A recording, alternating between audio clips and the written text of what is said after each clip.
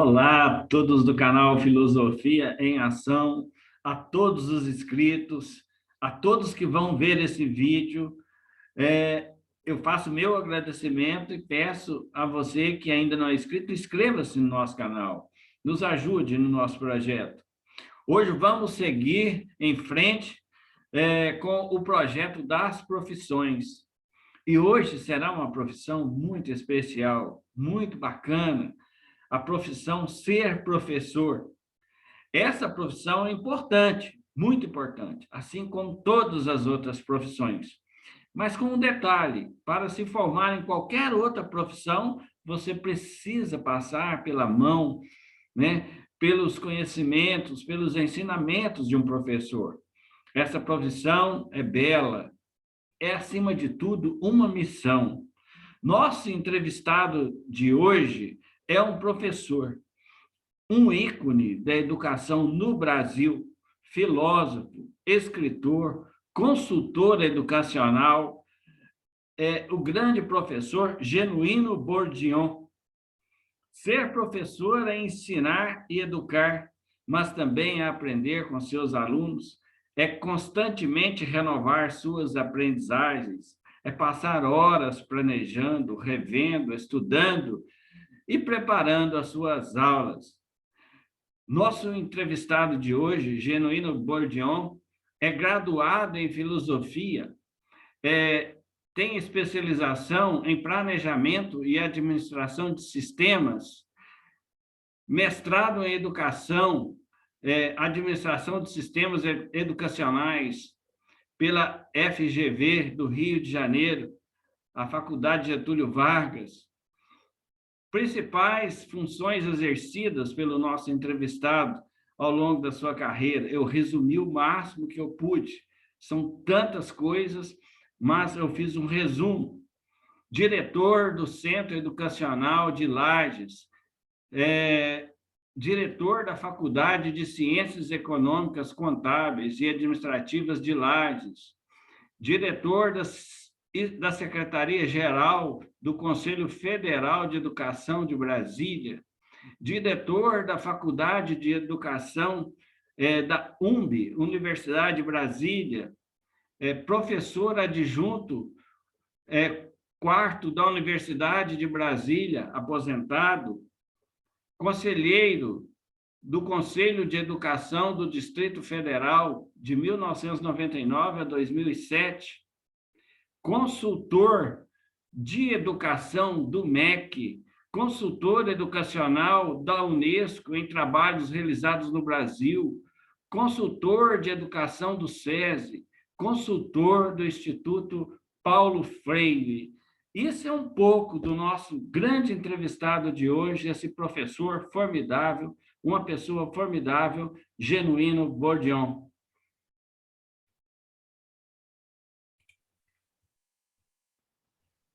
Então, todos aí do canal Filosofia está com... Pode dar suas boas-vindas aí.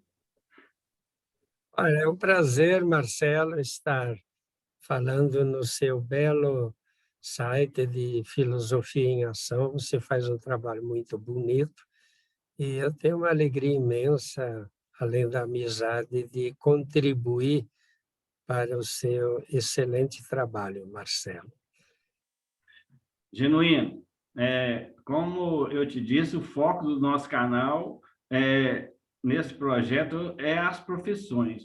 E hoje nós temos a alegria de trazer aqui, através da sua pessoa, a profissão professor. Você que é eu considero um ícone da educação no Brasil. Então, vamos falar sobre isso.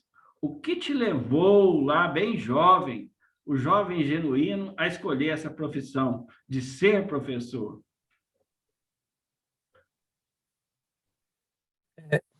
Como você já viu no meu currículo, eu saí de casa aos 10 anos para estudar no seminário. Quando cheguei na Faculdade de Filosofia em Ijuí, um extraordinário professor, Mário Osório Marques, também lecionava num colégio da cidade. E, de vez em quando, ele me pedia para substituí-lo. E aí eu peguei gosto. Quando me formei, eu fiz licenciatura também em filosofia, me formei em filosofia. A minha alternativa profissional era ser professor. Eu sempre gostei de pensar, levar os outros a pensar. E aí passei a lecionar inicialmente num colégio diocesano em Lages, História, Geografia, depois num colégio estadual no curso normal Sociologia, e finalmente na UNB, já formado com pós-graduação em Administração da Educação, passei a lecionar Planejamento, Organização e Políticas da Educação. Por incrível que pareça, formado em Filosofia, eu nunca lecionei filosofia. Mas como a filosofia tem uma abrangência muito ampla, como dizia um professor meu, é a profissão que ensina a pensar, aí eu lecionei outras disciplinas correlatas. Mas, desde o início, eu gostei muito da atividade de professor, eu acho que é das mais nobres, todas são nobres, mas a atividade de professor é aquela que trabalha não a produção de bens materiais, não é uma profissão como da engenharia, que constrói prédios, da própria literatura ou dos escritores que produzem livros. É uma profissão que trabalha com a alma humana, com o ser humano. Então, além de extremamente delicada, ela é talvez a mais nobre. Eu considero que a medicina é uma profissão muito nobre porque salva vidas, mas a educação vai para além de salvar vidas. Ela trabalha a formação de sujeitos, de pessoas humanas. Então, é uma profissão que sempre me fascinou e foi a única coisa que eu fiz a vida inteira. Que bacana, Gênio, muito bacana. É, atuou, Gênio, em quantos anos como docente até aposentar? Eu comecei a lecionar quando me formei em 1965. Me aposentei em 2006. São 41 anos de sala de aula.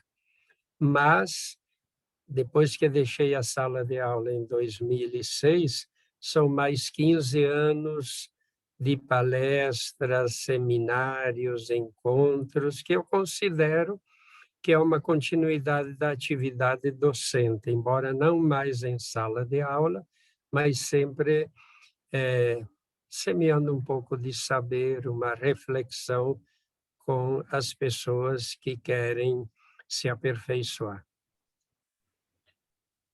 É, se tratando aí dessa profissão nobre, como disse você, né? Como foi a sua trajetória? Dispõe de algum sonho realizado? Você, no final aí desse trabalho, que nunca termina, né? Ele é para sempre. Ainda falta alguma coisa, algum sonho a ser realizado? O que você conseguiu realizar com esse trabalho todo? Ô Marcelo, eu me considero realmente realizado na profissão. Mas, como dizia Paulo Freire, nós somos sempre seres inacabados, estamos sempre em construção. Eu estou aqui atendendo ao seu pedido. Na sexta-feira tenho 2 lives com conselhos de educação. Então, embora realizado, a tarefa não termina nunca. Nós somos seres em permanente construção e precisamos permanentemente estar construindo. A minha trajetória alternou sempre docência e gestão. Cedo em Lages, eu comecei a lecionar em 65, em 70 eu já fui por instado pelos colegas, sem pleitear, sem nada, fui nomeado diretor de um grande colégio estadual, o maior do interior, e eu já lecionava na faculdade que existia lá de Ciências Econômicas, e em 74 fui eleito pelos colegas diretor da faculdade. Mais tarde, quando me transferi para a UNB, também fui eleito diretor da faculdade. Então, eu sempre alternei a gestão e a sala de aula, e isso dá um ganho muito grande, porque você leciona não apenas da aprendizagem teórica, mas você leciona da sua experiência, da sua vivência da gestão de escolas. Eu sempre, como meu sonho, você pergunta o sonho, eu sempre ambicionei ser um bom profissional. Não considero que eu fui um grande professor, mas eu sempre fui dedicado, comprometido, e o sonho sempre foi ser reconhecido e respeitado pelos meus alunos. Eu acho que eu consegui.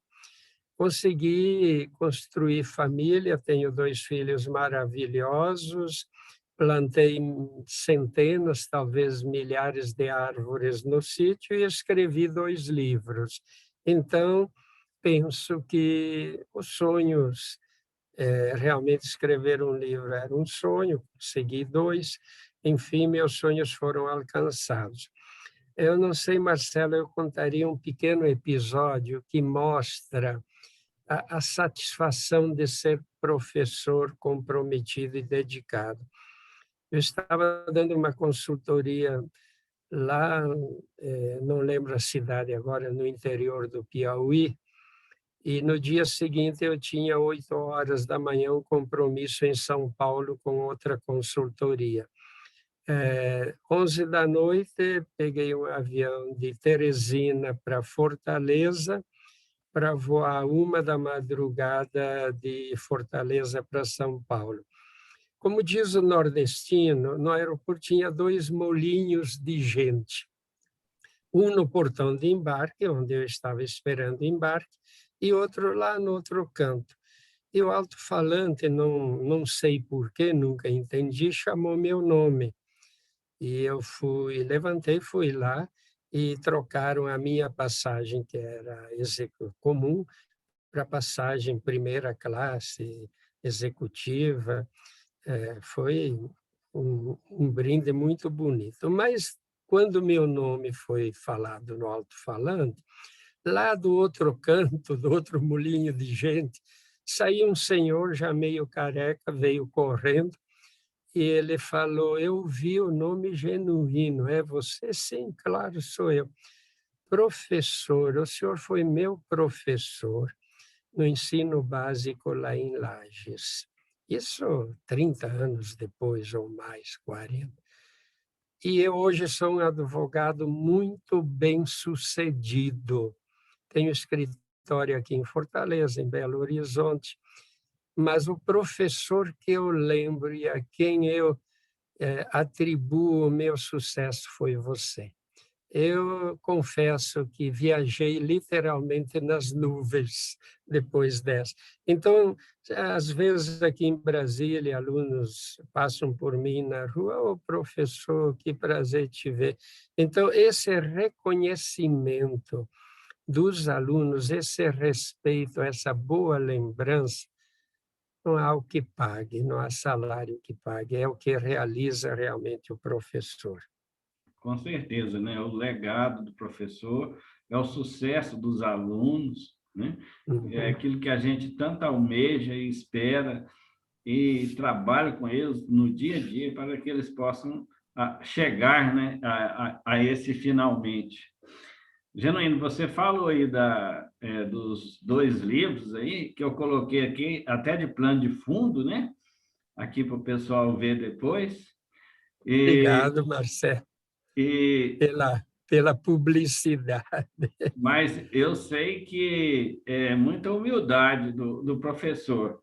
Eu não sei se está fácil aí de pegar ou está as coletâneas de artigos, de escritos do professor?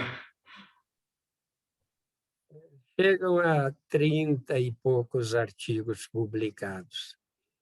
Pois é, muita coisa. Eu tive a honra de ver essas coletâneas, né? São maravilhosas. Quem sabe um dia elas vão chegar ao público de forma geral, né? Genuíno, no livro Gestão da Educação no Município, eu acho o seu trabalho fantástico, né? Porque ele vai na base da educação. E isso, para o professor, para quem gosta de educação, é fantástico. E tem uma frase lá que, quando eu li o livro, marcou muito, que é: não basta garantir o direito à educação, é preciso garantir a participação de todos à educação. Não será para todos enquanto todos não participarem da educação. Genuíno, comente essa frase em análise ao seu conceito de educação. O conceito de educação que eu advogo e graças a Deus o professor Mário Osório, a quem eu assessorava e substituía, foi um grande pensador e ele me ensinou desde cedo a participação social, o compromisso com a comunidade como um todo. A educação sempre foi, digamos, colegial. Desde o início da história da educação, você tinha a congregação de professores, você tinha, enfim, uma gestão, principalmente nas universidades, mas mesmo na educação básica, focada no professor, de forma participativa. No entanto, hoje o que se quer é que a educação seja responsabilidade de todos, incluindo famílias.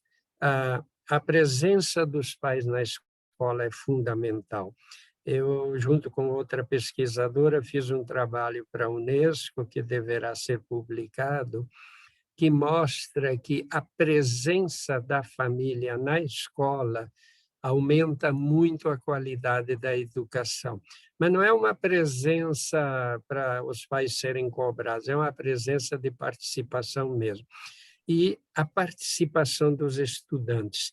E aí vem a questão do conceito fundamental de educação, do conceito freiriano, de Paulo Freire, que o aluno é sujeito, não é um objeto a ser manipulado, não é um objeto a obedecer ordens, é alguém que se autoconstrói.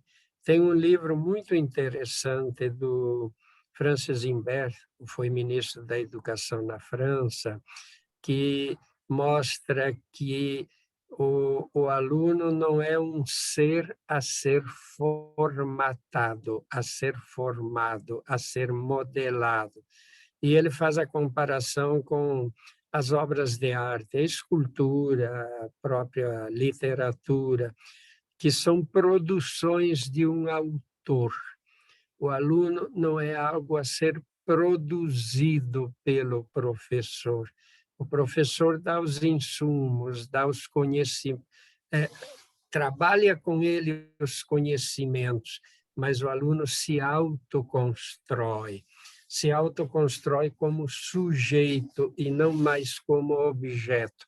Então, a educação ela é emancipadora quando a relação entre professor e aluno é uma relação entre dois sujeitos emancipados, dois sujeitos donos do seu nariz, em que o aluno se autoconstrói com a ajuda do professor. O professor é um artista, mas não com o cinzel que molda um mármore, mas que oferece subsídios para que o aluno se assuma e se autoconstrua. Então, o conceito de educação requer, para que ela seja independente, que seja, perdão, forme sujeitos emancipados, requer que o aluno se assuma e que ele se responsabilize pela sua aprendizagem. Na UNB, eu criava algum impacto quando eu começava a aula e eu dizia, para chocar, não sou responsável pela aprendizagem de ninguém. Eu apenas ofereço condições a quem quer aprender para aprender. Mas o responsável pela aprendizagem é o aluno, porque você não consegue ensinar quem não quer aprender, ou quem não deseja aprender. Então, o grande papel do professor é motivar o aluno para a beleza do conhecimento, para que ele decida querer aprender. Então, eu dizia, brincando também, que eu não dava deveres para os alunos, eu dava quereres. Eu dava tarefas que eles queriam desenvolver para aprender, porque senão não aprende. Então, nesse sentido, eu coloco essa frase no livro sobre conselhos de educação, porque você tem toda uma teia de participação social. Você tem os conselhos municipais de educação, que são constituídos por professores, gestores e representantes da comunidade, para que a comunidade diga por meio do conselho que educação ela quer.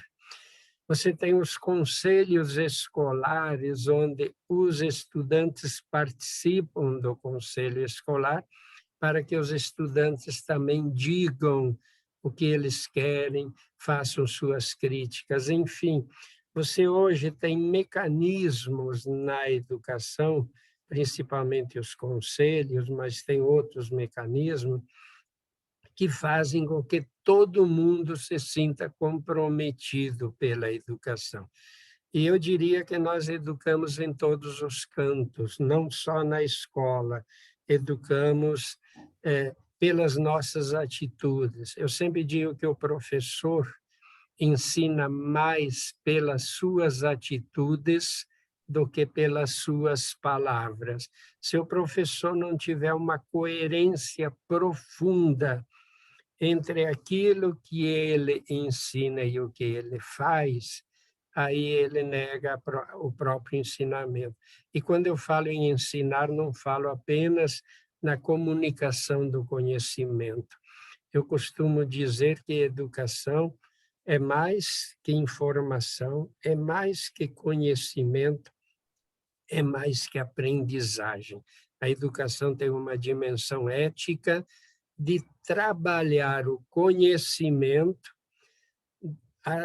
vamos dizer, adquirido pela aprendizagem para, vamos dizer, ser melhor e participar de um mundo melhor, construir um mundo melhor. O senhor disse uma coisa que eu sempre prezo por esse pensamento, principalmente na tradução da palavra filosofia, né, que lembra aí o amor ao conhecimento. E quando nós pensamos lá no início, na Grécia Antiga, na questão do amor, do eros, aí nós vamos admitir também que lá no início esse eros era um desejo, né? Então eu vejo isso assim de forma categórica. Nós precisamos, como professores, despertar nos nossos alunos esse desejo do conhecimento, né? Não é apenas um amor, mas você, a partir do momento que a pessoa deseja e quer, né, ele vai muito além. E isso é fantástico. Genuíno, como você vê a educação hoje no Brasil, a profissão professor no nosso país? Alguma coisa poderia ser diferente? Sim, sim. Eu acho que há muita coisa a se pensar na educação hoje. A primeira questão fundamental é que a educação não pode ser uma mera transmissão de conhecimentos acumulados. É aquilo que o Castoriadis fala de pensamento herdado. ela precisa ser a construção de um conhecimento contextualizado à nossa realidade. Mas como assim? É a partir do que a humanidade já produziu de saber, não ficar nele, mas a partir dele interpretar a nossa realidade. É isso que eu quero dizer quando o conhecimento é contextualizado. Mas contextualizado à vida. A educação, ela precisa ter significado para a vida. Ela precisa explicar a vida. Ela precisa ajudar a resolver os problemas da vida de cada um e da sociedade. Ela precisa ser aplicada ao momento atual. Dizia Ortega y Gasset que somos seres situados e datados. Então, estamos num determinado lugar, contexto histórico, e num determinado tempo. Então, a primeira questão é dar significado à educação para a vida, e não a mera transmissão de conhecimentos. E isso requer resgatar uma dimensão ética da educação. A educação precisa, sim, trabalhar valores, questões fundamentais de por que estamos aqui, o que significa a nossa ação em nossa sociedade, a dimensão ética. E para isso é preciso ter um compromisso radical com a ética e com a educação que queremos. O noticiário aqui em Brasília deu uma notícia que me entristeceu profundamente. Alguns professores, porque estamos com a vacinação dos profissionais da educação, com a vacina Janssen, que é uma dose única. Muitos professores que já tinham sido contemplados, muitos não, mas diversos, que já tinham sido contemplados com a fase anterior da vacinação, correram para tomar uma terceira dose, porque supostamente essa vacina é melhor. O que significa isso? Que tomaram o lugar de um colega, porque não há vacina para todos. Então, quando o professor pensa apenas em si mesmo e não pensa nos colegas, quando se vale de uma situação para egoisticamente tirar vantagem, eu me pergunto, que educação promove esse professor em sala de aula com essa atitude? Fiquei profundamente entristecido a ver essa atitude. E posso afirmar que a profissão de professor não tem lugar para egoístas. Ela é doação, ela é dedicação, ela é compromisso. A educação precisa pensar com o aluno e não pelo aluno, mas pensar com os colegas, com os alunos e ser solidário, solidariedade, compromisso, respeito são valores fundamentais, empatia são valores fundamentais. Você falava no Eros da filosofia, a profissão de professor é amor. Ela é dedicada a pessoas, a consciências, a seres humanos. Ela precisa ser humana, ter empatia, ter carinho, ter compromisso. Não pode ser um negócio apenas de exercer uma profissão para ter um salário, não. Há outras formas para ganhar melhor do que a sala de aula, se for para ganhar dinheiro. É Eu não quero dizer que a profissão seja sacerdócio, não. Ela é profissão, mas é uma profissão que tem um campo próprio, uma dimensão ética própria, uma dimensão que lida com seres humanos e suas consciências. E, educar é muito mais do que ensinar, é conscientizar, é fazer com que cada um seja capaz de ler o mundo segundo sua visão de mundo, mas assumindo a responsabilidade por si, mas também uma responsabilidade coletiva. O Castoriadis dizia que o ser sujeito é ser, a cidadania é um ser sujeito em consciência articulada com outro sujeito. Então, não há isolamento, há articulação, e ela requer empatia, requer, enfim, é isso tudo, tá, Marcelo? Com certeza. O Brasil que queremos, né? A nação que queremos, é uma frase aí do Genuíno também. Passa por um projeto educacional digno, né? E para esse projeto, né, nós precisamos, a nação precisa de professores, de gestores que verdadeiramente amem essa profissão. E aí, só assim nós vamos construir um Brasil melhor, né? A partir da educação, lá da base e dos municípios, nós vamos chegar lá. Pode falar. Ser professor é fundamental ter consciência do significado do que é trabalhar com a formação de cidadãos. Eu não sei se tem tempo, Marcelo, mas eu acrescentaria outra coisa que me entristece profundamente.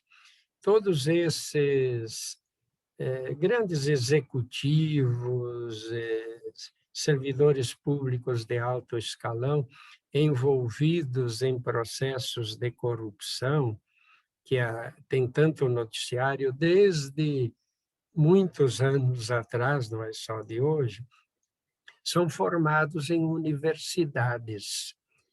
E, pasme, a maioria em universidades públicas. E aí eu me pergunto, que cidadão essa universidade formou? Uma vez eu ia fazer uma tese sobre a relação entre a ética trabalhada na universidade e a ética profissional dos formados na universidade. Então, eu acho que a educação trabalha muito pouco essa dimensão ética, muito pouco, e é preciso trabalhá-la desde a educação infantil. Então, educação é uma tarefa gigante, sem ela não teremos sociedade com qualidade, não teremos a sociedade que queremos. Mas a educação é muito mais que repassar conhecimento, muito mais. A importância social da educação, da escola, né, Genuíno? Também olhando aí a escola como um espaço público em que, às vezes, é o único espaço público que aquele cidadão vai poder chegar. Ali ele vai encontrar conhecimento, ali ele vai encontrar alimento, né? Nós vimos nas cidades aqui do interior, e com certeza nas capitais também, a necessidade da merenda escolar, daquele aluno que vai para a escola e precisa da merenda, porque senão ele não tem nem ânimo para aprender, para buscar o conhecimento. Sem dúvida, Marcelo, a escola é o principal meio ainda de inclusão social, e uma escola para todos, de qualidade igual para todos. É o fator fundamental de inclusão social. Você vê as famílias mais humildes, o sonho não é nem ter comida para si, é ter escola para os filhos, para que eles não sofram o que eles sofreram. Isso é muito comum você ouvir dos pais, principalmente das mães, das áreas mais carentes. O sonho é ter o filho na escola.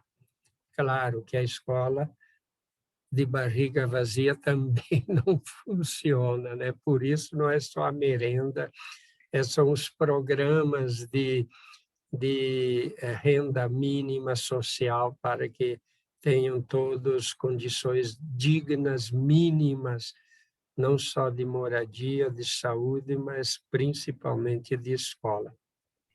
Outro dia nós fizemos uma bela entrevista, sabe, com o coronel Sebastião Paulino, aqui da nossa cidade aqui, e ele relatou para mim um fato interessante. Ele falou assim, que lá na década de 70, mais ou menos, a família dele veio de uma cidade do interior, que Divinópolis também é interior, mas de uma cidade menor, veio para Divinópolis, e ele não conseguiu vaga para estudar aqui naquela época.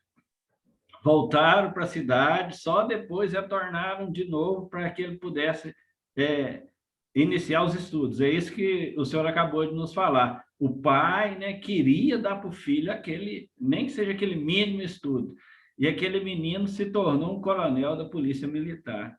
É fantástico. A maioria dos pais e mães fazem qualquer sacrifício para ter o filho na escola. Só que o governo precisava fazer a sua parte com mais afinco. E não é uma educação cerceadora, opressora, é uma educação libertadora.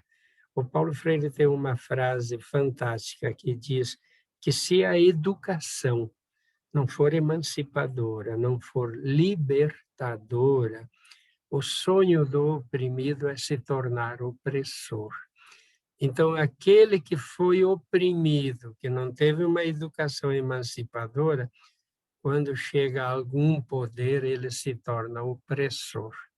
E nós vemos isso demais no Brasil de hoje. Sim, com certeza. Genuíno, aí estamos chegando, né? Passa tão rápido, a gente gostaria e teríamos assunto aqui para falar, eu acho que a noite inteira. Mas posso te perguntar uma coisa aqui rapidinho? Sim.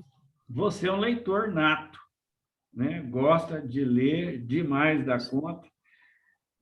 Fala só um pouquinho para todos que vão ver esse vídeo aí, o livro como fonte de prazer.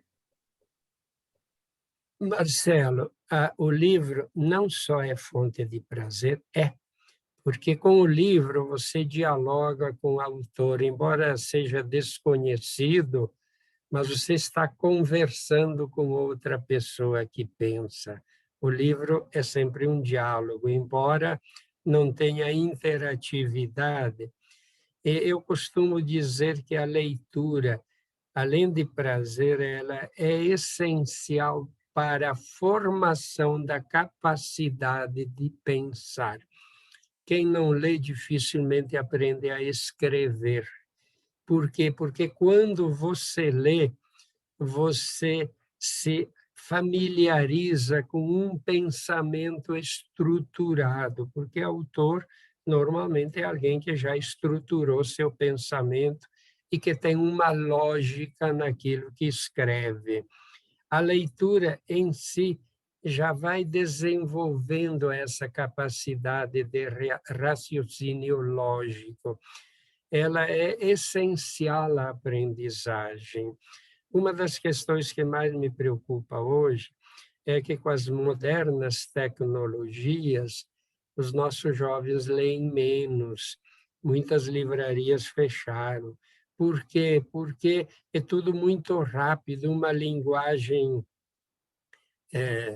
vamos dizer, truncada, sem uma estrutura lógica, e isso vai impactar na formação intelectual dos nossos jovens. Então, eu apelaria enfaticamente sobre a importância da leitura. Como prazer, quando você lê um romance ou faz uma viagem no tempo, na história, mas também como processo de formação intelectual, de estruturação lógica do pensamento. Então, ler livros é muito importante, muito importante. É maravilhoso, né? Quanto mais ler, mais conhecimento, mais dinâmica, Sim. mais didática, e tudo mais. Genuíno, chegando aí ao final da nossa entrevista, qual conselho você daria para quem planeja, para os nossos jovens, Eu fiquei muito satisfeito semana passada, que eu fiquei sabendo que um ex-aluno aí já do ano passado ingressou na faculdade de matemática para ser professor, né? Então, são tantos jovens é, que estão aí ainda buscando com alegria essa profissão. Qual conselho você daria para quem planeja seguir essa carreira tão nobre em nosso país e necessária? Marcelo, difícil dar conselho, mas eu diria aos jovens que não tenham medo de assumir a profissão de professor. Ela é uma profissão que realiza imensamente, ela realmente tem um poder de realização profissional e pessoal fantástico, porque você se sente parceiro da construção de personalidades, de sujeitos, e quando você vê que o seu aluno tem sucesso, vai para frente, às vezes o seu aluno ganha concurso, vai estudar no exterior, é uma satisfação imensa. É uma profissão que dá um sentido de realização pessoal muito grande. E por isso, quem deseja ser professor precisa, em primeiro lugar, ter consciência do significado de ser professor, que implica consciência do significado da educação, do seu poder transformador, não só das pessoas, mas da sociedade como um todo. Então, eu estimularia quem sente vocação para ser professor, abrace-a com carinho, com amor, com entusiasmo, que não vai se arrepender. Mas é preciso ter vocação para ser professor, porque se você não tiver o ethos educativo, o ethos profissional, você não vai ser feliz. Se você fizer porque a alternativa que você tem não é bem o que você gostaria de ser, vai ser complicado para você e para os seus alunos. Os alunos não merecem um professor que não ame a sua profissão. Bonito. Gostei demais. Genuíno, muito obrigado pelo carinho, pela entrevista. Com certeza, todos que vão assistir esse nosso vídeo, essa nossa fala, essa nossa conversa aí, vai ficar muito feliz e vão admirar cada vez mais também aí o seu trabalho. Muito obrigado de todo o coração. Que Deus te abençoe com muita saúde, muita luz, muita paz. E continue sendo sempre essa pessoa maravilhosa que você é para a família, para os amigos e para o mundo, com certeza.